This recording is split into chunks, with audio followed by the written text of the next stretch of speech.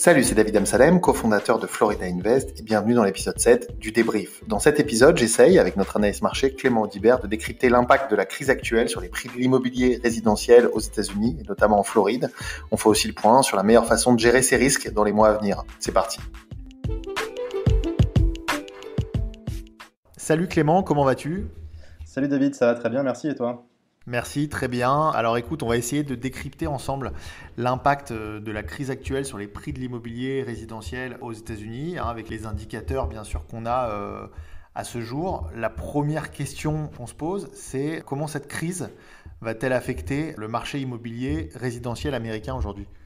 Alors on connaît déjà certains facteurs qui influent le marché résidentiel et qui vont continuer de l'influer dans le futur. Déjà, on a observé des durées de transaction qui sont beaucoup plus longues. Ça, c'est dû à l'arrêt des différents intermédiaires, tu sais, les inspecteurs, les avocats, les title company.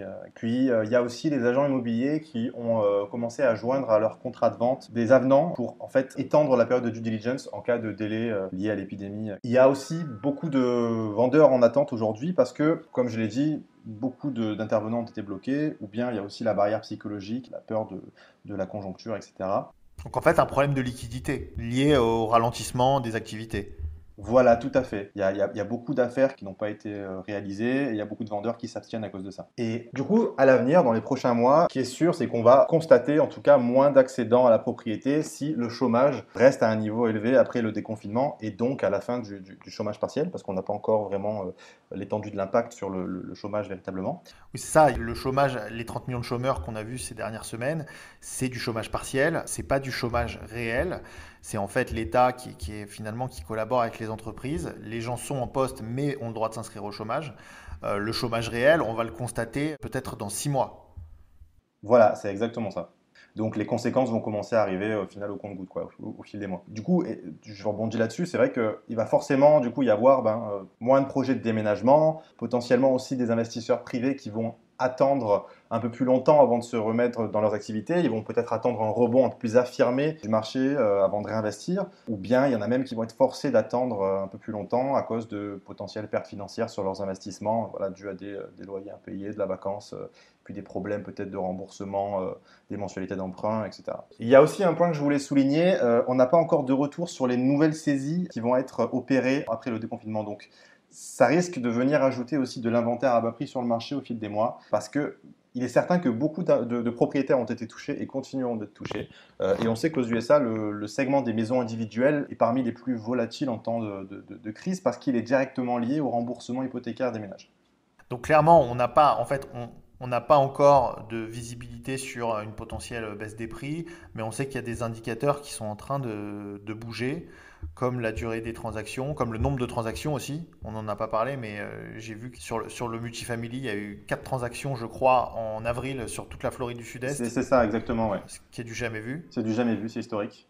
Donc ces indicateurs-là qui vont nous donner finalement un peu plus de visibilité dans les prochains mois en fonction de leur évolution. Exactement, on a déjà constaté ces fondamentaux-là au cours des derniers mois. Les agents immobiliers en parlent, on a des rapports. Après, c'est vrai qu'il va y avoir toutes les conséquences vont arriver dans les prochains mois, c'est sûr. Ok, et alors notre segment privilégié qui est celui du multifamily, donc des immeubles d'habitation en bloc, est-ce qu'on sait ou est-ce qu'on a de la visibilité sur la façon dont il réagit aujourd'hui?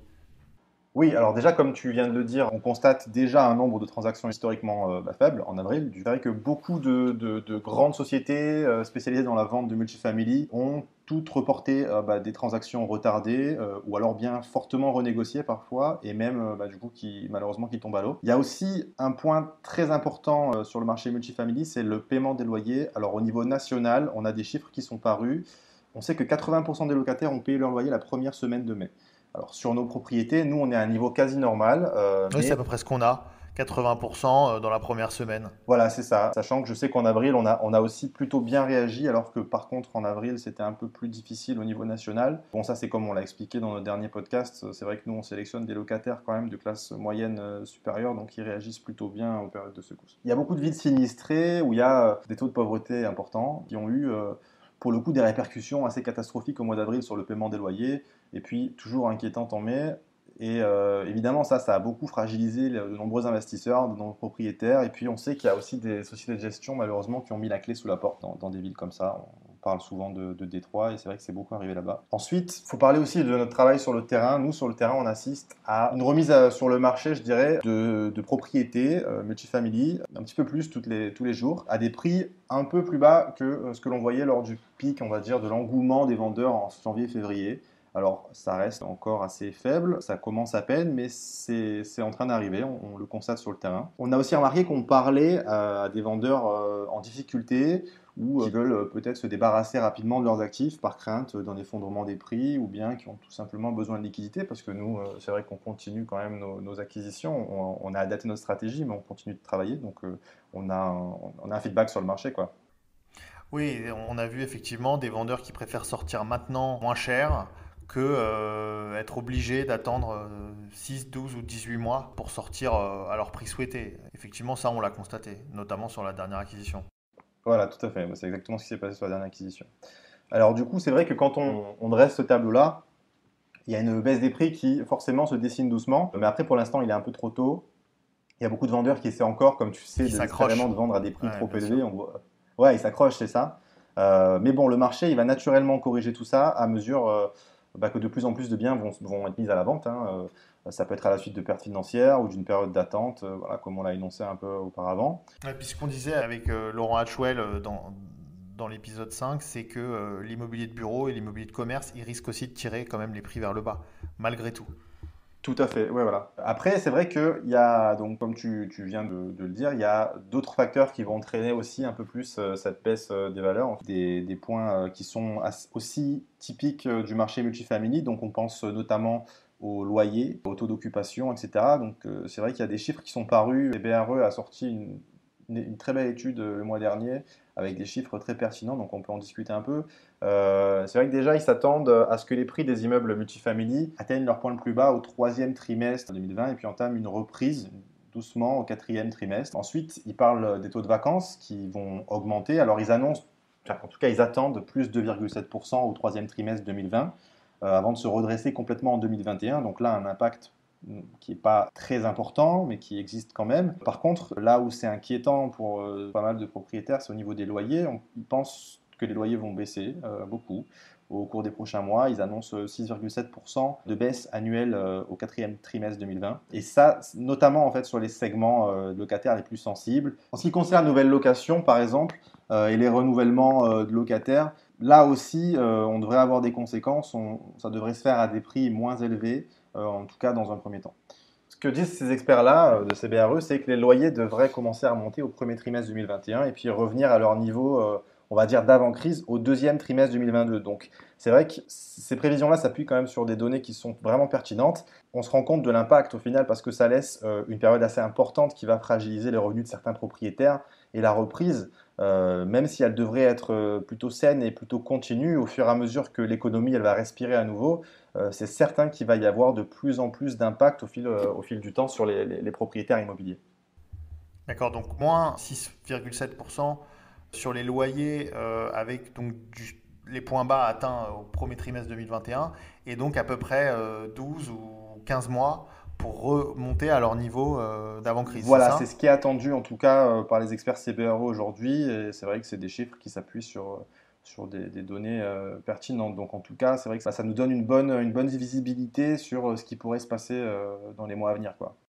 Ne serait-ce que sur nos stratégies et nos prévisions d'optimisation d'actifs, Exactement, etc. exactement. Et du côté effectivement marché, où certains propriétaires trop endettés vont avoir des problèmes de cash flow, ça paraît Voilà, tout à fait. assez Les naturel. opérateurs immobiliers, du coup, nous aussi, on va tous adapter nos stratégies. On va limiter l'endettement. On va essayer de favoriser le cash pour, du coup, limiter cette baisse potentielle des loyers pendant quelques mois, c'est sûr. Donc, c'est vrai que ce dernier point là qu'on a énoncé, naturellement, il va entraîner une correction des valeurs sur ce segment multifamily parce que, comme on le sait, ces actifs-là, ils sont valorisés en multiple de leurs revenus. Donc, pendant cette période-là, ils risquent d'avoir un impact sur les valeurs de toute façon, c'est mathématique. Après, ce qui est certain, c'est que sur les segments les plus fragiles, comme on l'a déjà dit, ça va être les premiers touchés parce que, notamment, en fait, ces problèmes-là, ils vont être exacerbés par une industrie qui va être faiblement diversifiée, donc un marché de l'emploi qui va être très touché, un important taux de pauvreté du coup qui va entraîner des locataires qui sont déjà fragiles et qui vont avoir encore plus de difficultés à rembourser leur loyer. Et puis potentiellement également, ça va avec un parc immobilier qui n'est pas toujours très sain, peut-être une offre surabondante, et puis une difficulté, on va dire, à attirer les acquéreurs pour relancer le marché avec des capitaux. Par contre, en Floride, qui est un marché très dépendant des investisseurs situés hors de l'État, on sait que il y a beaucoup d'investisseurs new-yorkais et californiens qui investissent massivement leurs capitaux depuis longtemps. D'autant plus aujourd'hui pour fuir en fait les réglementations d'encadrement des loyers dans leur région. Alors c'est vrai qu'on attend quand même que l'activité se relance petit à petit au fur et à mesure que la confiance se reconstruit, la confiance de ces investisseurs-là, parce que les événements qui sont arrivés n'ont pas totalement annulé leur appétence pour ce marché et ils attendent en final le déconfinement pour s'y rediriger. Donc voilà, pour fuir les réglementations d'encadrement des loyers, mais aussi pour profiter, on va dire, de fondamentaux économiques et démographiques solides avec une industrie bien diversifiée, notamment dans la partie sud-est de la Floride. Ok, génial. Alors, sans faire de prédiction, bien entendu, on va essayer de décrypter avec toi, si tu le veux bien, dans quelle mesure les prix immobiliers pourraient baisser et est-ce qu'il y aura des opportunités, je ne veux pas dire dignes de la crise de 2008, mais est-ce qu'il y aura des opportunités importantes suite à cette crise? Oui, bien sûr, on ne va pas faire des prévisions, mais c'est vrai qu'on a déjà des éléments qui sont intéressants de développer aujourd'hui. Alors, déjà, il faut préciser que ce sont des crises aux fondamentaux différents. On en a déjà discuté lors d'un précédent podcast tous les deux, mais pour un rapide rappel, en 2008, le système bancaire était défaillant. Aujourd'hui, c'est plutôt une crise sanitaire et qui a eu des répercussions et qui va continuer à avoir des répercussions sur l'économie. On sait que l'environnement général, il est très différent. On sait que les banques ont plus de liquidités, les ménages sont moins endettés, les taux d'occupation au niveau de l'immobilier sont plus hauts, les propriétaires immobiliers aussi surtout au niveau de l'immobilier commercial, sont moins endettés également. Voilà, c'est un environnement qui est plus sain. Alors, on est d'accord, c'est une crise vraiment catastrophique au niveau économique et social. De nombreuses industries vont souffrir longtemps, puis beaucoup de gens vont se retrouver en situation de précarité, mais ça reste quand même différent. Alors, ceci étant dit, il y a une étude qui est parue il n'y a pas longtemps, qui a été donc sortie par la société Atom Data Solutions, qui est vraiment un géant de la data immobilière aux USA. Alors, cet article de recherche, il nous montre en fait les différents comtés américains qui sont, on va dire, les plus fragiles et les plus exposés au niveau immobilier à cette crise. Notamment en considérant les ratios loan-to-value, donc la valeur du collatéral immobilier face au montant du prêt hypothécaire. Et on retrouve notamment le New Jersey et la Floride peu après sur notamment le segment des maisons individuelles. Donc en fait, qui ont les plus forts taux d'endettement sur le segment des maisons individuelles, c'est ça? Exactement, et sur des valeurs au final de marché inférieures à l'endettement des ménages sur ces maisons. Du coup, quand on constate ça, c'est vrai qu'il va y avoir forcément des vendeurs forcés. Mais pas uniquement au final sur le segment des maisons individuelles, parce que ça, c'est pas une surprise. Aujourd'hui, la crise, elle a affecté des industries tellement lourdement, comme l'industrie du tourisme par exemple, qu'il va y avoir des nouveaux vendeurs forcés un petit peu exceptionnels. Par exemple, beaucoup d'exploitants Airbnb, on attend, en tout cas les professionnels immobiliers attendent qu'il y ait beaucoup de ventes forcées d'exploitants en short terme, en Airbnb, notamment en Floride, parce qu'il y a des villes qui sont très lourdement touchées par la crise touristique. Bien sûr, on a vu Miami Beach en ce moment qui est quasiment à l'arrêt parce que ça dépend que du tourisme et de la restauration et des boîtes de nuit. Exactement. Donc là, il va y avoir, c'est naturel, il va y avoir des vendeurs forcés sur ce segment-là, c'est certain. Ça peut être des vendeurs en défaut de crédit ou alors parce qu'ils ont été ces investisseurs sont trop endettés. Parfois, tu sais, quand tout va bien, quand l'économie va bien, quand le marché est vendeur, les gens s'endettent beaucoup et considèrent beaucoup moins les risques d'exploitation. Donc ils ont tendance à trop s'endetter et surtout quand on travaille sur de l'actif courte durée, l'endettement c'est très dangereux. Complètement, bien sûr. Alors maintenant, pour parler de la Floride en particulier, c'est vrai que le marché immobilier, il est tout de même, comme on l'a dit, très impacté par les capitaux hors de l'État, mais surtout par les capitaux étrangers. Par exemple, en provenance du Canada, de l'Amérique latine, de l'Europe, etc. C'est-à-dire que c'est vraiment des capitaux massivement investis. Et le problème, c'est qu'avec la fermeture temporaire des frontières et puis les conséquences de la crise, la région risque de recevoir quand même moins d'investissements extérieurs, en tout cas à court terme. Donc, là, clairement également, la fenêtre d'investissement se dessine. Parce que tous ces éléments, si on les cumule, ça présage, comme beaucoup d'agents immobiliers, beaucoup de brokers et beaucoup de professionnels immobiliers le disent, ça présage un retournement temporaire du marché, qui était un marché de vendeurs avant, à un marché potentiellement d'acheteurs, particulièrement en Floride du Sud-Est, qui était déjà un marché assez apprécié. Ça nous dérangera pas plus que ça pour les acquisitions. Non, c'est sûr qu'au final, pour les acquisitions, ça va même plutôt être un avantage pour nous. Ça devenait difficile. Oui, voilà, c'est vrai que ça devenait difficile et que nous, encore, on avait de la chance d'avoir un réseau qui nous permettait d'avoir des offres off-market assez régulières et du coup de pouvoir négocier des bons discounts, comme elle l'avait expliqué Eric dans des vidéos, en isolant les vendeurs du reste de la compétition. Mais c'est vrai que là, ça va être plus facile et on va pouvoir investir plus et plus facilement. Tout ça, tous ces points-là, ça va forcément entraîner une correction naturelle des prix du marché vers un niveau plus rationnel. Après, on ne peut pas vraiment prédire l'impact, on n'a aucune visibilité. Ce qui nous donne des pourcentages, 10, 20, 30%, ça n'a pas de fondement. On ne peut pas du tout savoir l'importance et on ne peut pas du tout savoir l'appétence des investisseurs privés, quand est-ce qu'ils vont venir sur le marché, etc. Oui, l'optimisme. En plus, tout est interconnecté. Donc, effectivement, les répercussions, dans quelle mesure et puis la psychologie, effectivement, du marché, c'est difficile à prédire, ça c'est sûr. Exactement. Par contre, c'est vrai que quelque chose qu'on observe, c'est plutôt l'appétence des institutionnels. Aujourd'hui, comme on l'a dit dans un article il n'y a pas très longtemps, il y a beaucoup de fonds américains comme Blackstone qui ont levé des milliards pour acheter des actifs à la sortie du confinement. Ils veulent acheter des actifs voilà, distressed, c'est-à-dire en difficulté avec des gros discounts. Alors, c'est vrai que l'immobilier est cyclique, tout le monde le sait, et comme on peut le voir, les investisseurs ils vont s'adapter et ils vont essayer de se positionner au bon moment. Moi, je pense que l'enjeu aujourd'hui, ça va être, en tout cas pour les investisseurs privés, ça va être d'attendre voilà, le quatrième trimestre 2020 pour bénéficier vraiment des impacts sur le marché, donc la fenêtre de baisse de prix, et puis aussi également observer un début de retour des investisseurs, un début de recroissance en quelque sorte. Ou alors, si les opérateurs qui continuent d'acquérir des biens sur le marché, comme nous on le fait, ou comme certains le font aussi, là, l'intérêt, la stratégie, donc il faut s'adapter aussi, c'est de se couvrir en négociant des discounts importants, voilà, comme on l'a fait la dernière fois sur l'acquisition à Pompano Beach. Mais en tout cas, voilà, c'est sûr qu'avec des centaines de milliards de dollars de poudre sèche accumulés par les différents fonds d'investissement et puis même les investisseurs privés, on s'attend quand même tous à une fenêtre beaucoup plus courte de baisse des prix qu'après la crise des subprimes, en tout cas sur notre marché à nous en Floride du Sud-Est. Pour tout le reste du pays, je dirais que comme d'habitude, aux USA, tout fonctionne localement. Un État comme le Texas, par exemple, qui est fortement dépendant du pétrole américain, en grande crise aujourd'hui, va réagir d'une manière spécifique. La ville de New York, qui a déjà observé des baisses de prix immobilières avant la crise, va réagir d'une autre manière. Oui, et ces fonds opportunistes, en fait, ils font quelque chose qu'on trouve pertinent et on suit pas mal leurs tendances quand elles nous paraissent justes. C'est que on ne sait pas dans quelle mesure les prix vont baisser, on ne sait pas pendant combien de temps ils vont rester bas.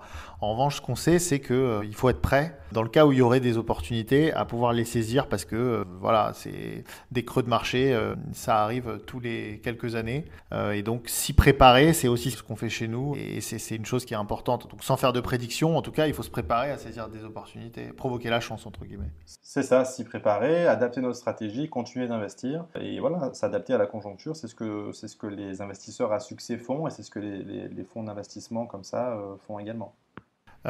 Et alors, au niveau des segments et puis des villes, d'ailleurs, aux USA, qu'est-ce qui est le plus stratégique, selon toi, dans ce contexte actuel, avec tout ce qu'on vient de discuter, pour les investisseurs immobiliers aujourd'hui?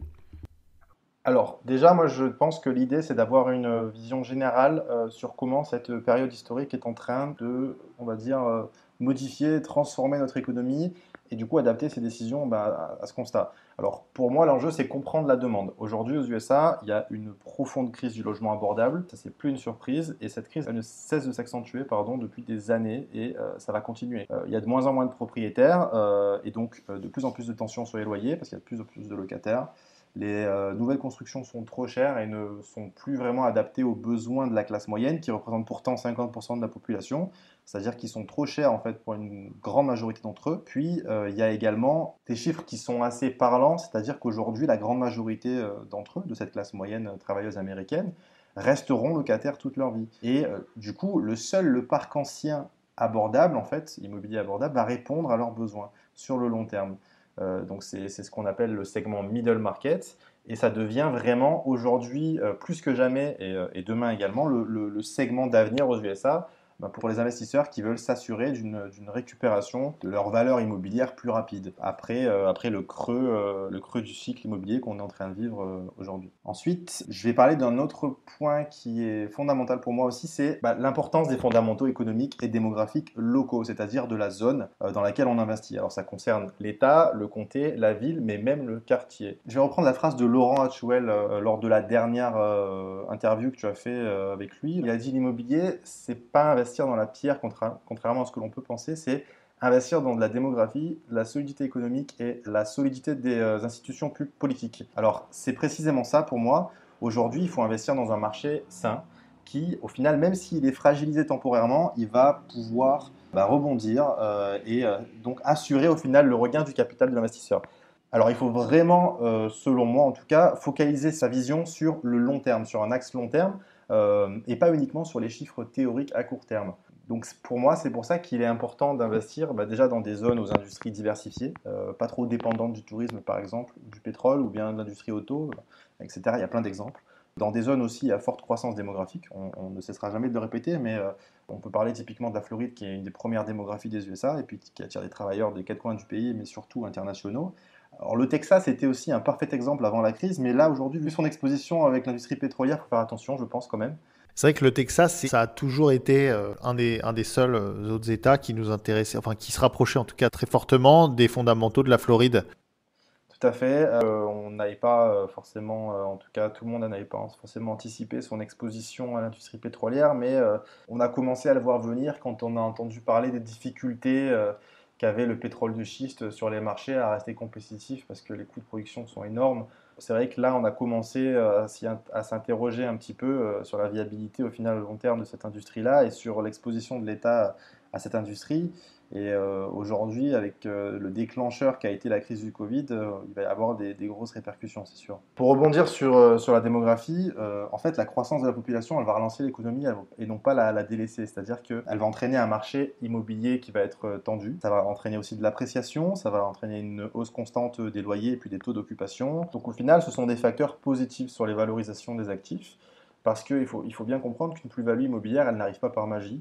Il y a des raisons derrière tout ça. Et pour moi, dans le contexte actuel, il va falloir limiter, en tout cas nous, ce sera notre stratégie aussi, les micro-marchés et les marchés qui sont affectés lourdement par la pandémie. Donc on a parlé Texas avec l'industrie pétrolière, mais nous, ce qui nous concerne particulièrement sur notre marché, c'est les zones qui sont trop touristiques en Floride du Sud-Est. C'est vrai qu'on va éviter de se positionner dans des bassins d'emploi qui sont vraiment fortement liés à l'industrie du tourisme. On va plutôt essayer de se rapprocher, comme on le faisait déjà, mais encore plus aujourd'hui, des bassins d'emploi issus de la santé, de la tech, voilà, de l'industrie, etc.